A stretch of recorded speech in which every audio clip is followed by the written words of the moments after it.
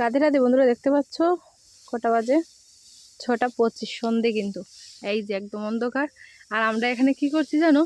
এই যে আমাদের বৃন্দার জন্য খের হানা হয়েছে, যে হরে কৃষ্ণ বলছে।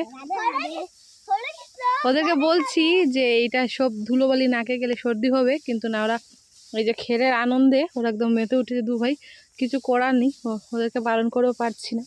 আর এখানে যে বাবা আমাকে ভোজা বান্ধিয়ে বান্ধিয়ে দিচ্ছে, আর আমি নিয়ে রাখছি উপরে, যেহেতু এইখানে যে খোলা জায়গা, আর যদি বৃষ্টি উষ্টি হয় সেই জন্য আর কি।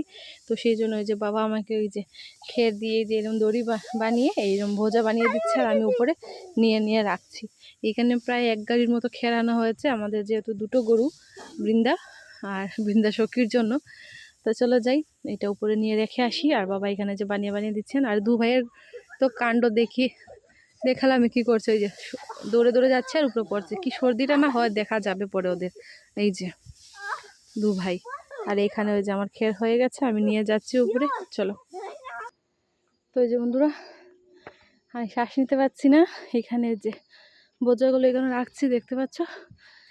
আর এই জায়গাটাতে মানে উঁচু করে এই যে বাঁশ দেওয়া হয়েছে, এই যে বাঁশ দেওয়া হয়েছে উঁচু করে রাখা হবে আর কি, ঘর বানিয়ে উপরে প্লাস্টিক দিয়ে, যেহেতু বৃষ্টি পড়লে না ভেজে আর কি, সেই জন্য। আর আমি আপাতত এখানে রাখছি। কালকে সকালে এইগুলোকে ভালো করে পা দিয়ে বসাতে হবে, আর একদম উঁচু করে বানানো হবে। সেটা কালকের ছোটো মোটো ব্লগে দেখতে পাবে। তো চলো যাই নিচে।